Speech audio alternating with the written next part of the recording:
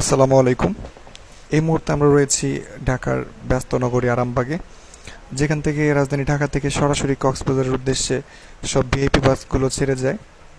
আমরা heritage ট্রাভেলসের counter থেকে একটি বাসে উঠলাম এবং বাসের ভিতরে ইন্টেরিয়রটা দেখতে পাচ্ছেন কত সুন্দর, ছিমছাম পরিবেশ, সুন্দরভাবে গোছানো। রাত ঠিক যখন 1টা বাজে তখনই আমরা গাড়িতে উঠি। ভিতরে লাইটিংটাও খুব চমৎকারভাবে করা রয়েছে এবং মানে পুরো একটা ফ্যামিলি বেডরুম বেডরুম অনেকটাই ফিল দিবে আপনাকে, এরকম টাইপের ফিল আপনি সত্যি পাবেন এখানে। আমাদের বাস ছাড়ার সময় হয়ে গেছে নির্ধারিত টাইমের ঠিক 15 মিনিটের মধ্যেই আমাদের গন্তব্য রাজধানী ঢাকা ছেড়ে বাংলাদেশের সবচাইতে আকর্ষণীয় সৌন্দর্যের রানীভূমি কক্সবাজার। আমরা চলতে শুরু করলাম কক্সের উদ্দেশ্যে। ঢাকা থেকে আমরা এই মুহূর্তে বেরোচ্ছি। আমরা আস্তে আস্তে হেরিটেজের ছোট ভাই একটি ইকোনমি ক্লাসের সাথে দেখা হয়ে গেল। আমরা ক্রস করে চলে আসলাম। ইতিমধ্যেই সুপারভাইজার আমার হাতে পানির বোতল ধরিয়ে দিল, একটি 500 মিলি পানির বোতল এবং একটি ব্ল্যাঙ্কেট। দেখতে দেখতে আমরা চলে আসলাম কুমিল্লার কাছাকাছি কোনো একটা পাম্পে। আমাদের গাড়ির ফুয়েল নিতে হবে। ফুয়েল নেওয়া শেষে আমরা আবারও বেরিয়ে পড়লাম N1 হাইওয়েতে। পিছনে আমরা দেখতে পাচ্ছি সেই ইকোনমি ক্লাসটি আমাদের পিছু ধরে আসতেছে। আমরা নেমে একটু হাই ফাই দিলাম এবং সেখান থেকে আবার পথ চলতে শুরু করলাম। ড্রাইভার সাহেব খুব সুন্দরভাবে স্মুথলি গাড়ি ড্রাইভ করতেছে। তার হাতের চালনা খুব সুন্দর লাগছিল আমার কাছে। যদিও আমি ঘুমের মধ্যেই অনেকটা ভিডিও করেছিলাম, চোখে ঘুম ছিল, সারাদিন অনেক ক্লান্ত ছিলাম, তারপরও ভয়েস দিতে কষ্ট হচ্ছে, গলা ব্যথা করতেছে, তারপরও ভয়েসটা দিচ্ছি। দেখতে পাচ্ছেন খুব স্মুথলি আমরা এগিয়ে যাচ্ছি কুমিল্লার দিকে। আমরা কুমিল্লার প্রায় খুব কাছাকাছি চলে এসেছি। রাস্তায় আসলে এই যে ছোটোখাটো যে ট্রাকগুলো, এগুলো কিন্তু N1-এ আমরা সচরাচর দেখি, এগুলো রাস্তায় অনেক সময় যানজটের সৃষ্টি করে এবং যার কারণে গন্তব্যে পৌঁছাতে খানিকটা বিলম্ব হয়। তারপরেও সব মিলিয়ে N1 এর সৌন্দর্য খুবই অপরূপ, খুব সৌন্দর্য এই রাতের সিনারি N1 থেকে। আমরা হোটেলের খুব কাছাকাছি চলে এসেছি, আর অল্প কিছুক্ষণের মধ্যেই মনে হয় আমাদের হোটেল ব্রেক হবে এবং আমরা রাতের ডিনারটা এখানেই করব।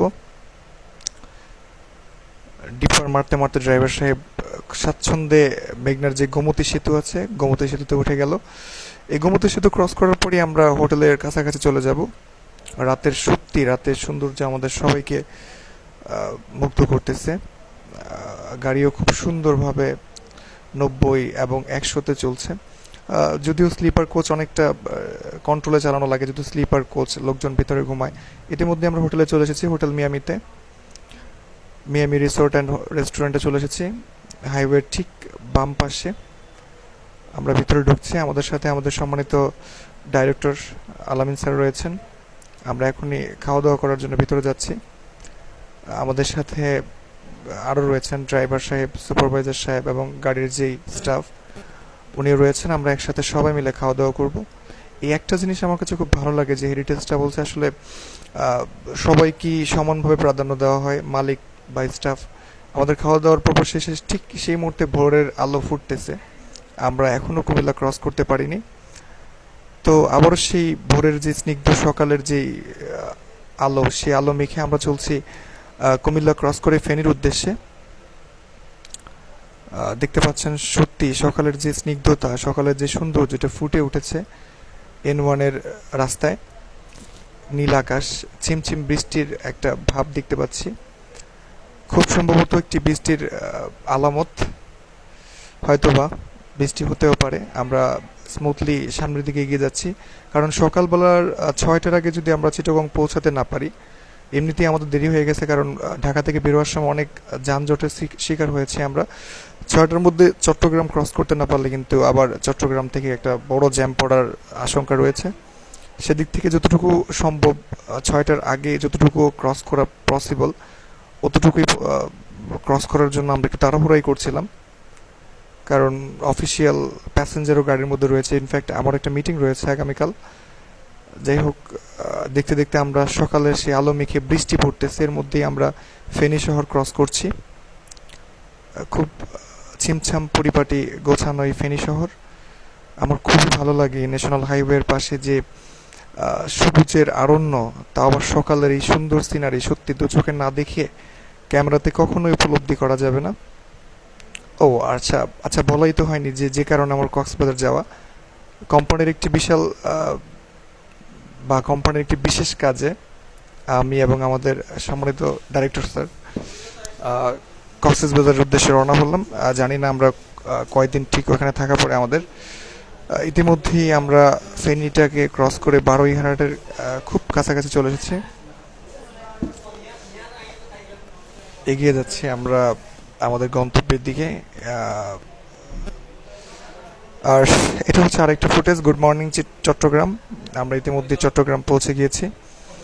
চট্টগ্রামের হালিশহর থেকে আমরা ফ্লাইওভার ধরে একবারে নতুন ব্রিজের দিকে চলে যাব, যেহেতু নিচে অনেকটা জ্যাম। যেটা বলছিলাম যে সকালের আগে পৌঁছাতে না পারলে এই সমস্যাটার সম্মুখীন আমরা প্রায়ই হই। তো সেদিক থেকে আমরা ফ্লাইওভার করেছি যাতে করে সিটি শহরের যে ইন্টার যে জ্যামটা এটা যেন তাড়াতাড়ি ক্রস করতে পারি, এবং সেটা করার চেষ্টা করতেছি। অলমোস্ট সকাল 6:45। বুঝতেই পারছেন অনেক দেরি হয়ে গেছে, কারণ ঢাকা থেকে সাইনবোর্ড ক্রস করার পর নারায়ণগঞ্জ পর্যন্ত একটি বিশাল জ্যামের শিকার হয়েছি আমরা।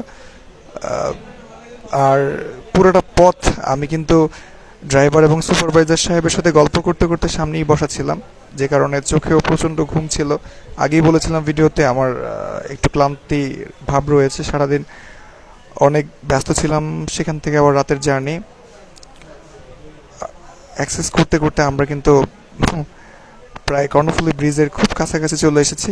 দেখতেই পাচ্ছেন আমরা এই যে কর্ণফুলী ব্রিজের ঠিক উল্টো সাইড থেকে আমরা বাইপাস হয়ে ঢোকার চেষ্টা করছি। এখানেও অনেক জ্যাম রয়েছে, জ্যামটাকে আমি অ্যাভয়েড করলাম এবং এখানে নেমে একটু হালকা ড্রাইভার সাহেব চা খাবেন। আমি ওই ফাঁকে একটু কর্ণফুলী ব্রিজের উপর থেকে ঘুরে আসলাম, যেহেতু ড্রাইভার সাহেব অনেক লম্বা পথ পাড়ি দিয়েছেন এবং তার একটা চোখে ঘুম ঘুম ভাব থাকতে পারে। সেই ক্লান্তি দূর করার জন্য একটু মুখে পানি মারলেন এবং চা নাস্তা করে নিলেন। এ ফাঁকে আমি কর্ণফুলী ব্রিজ থেকে একটু হেঁটে আসলাম, দেন আবার গাড়িতে উঠলাম, গাড়ি আবার চলতে শুরু করলো।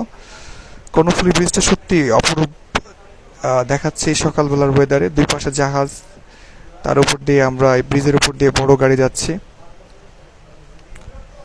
কর্ণফুলী ব্রিজ পার করছি।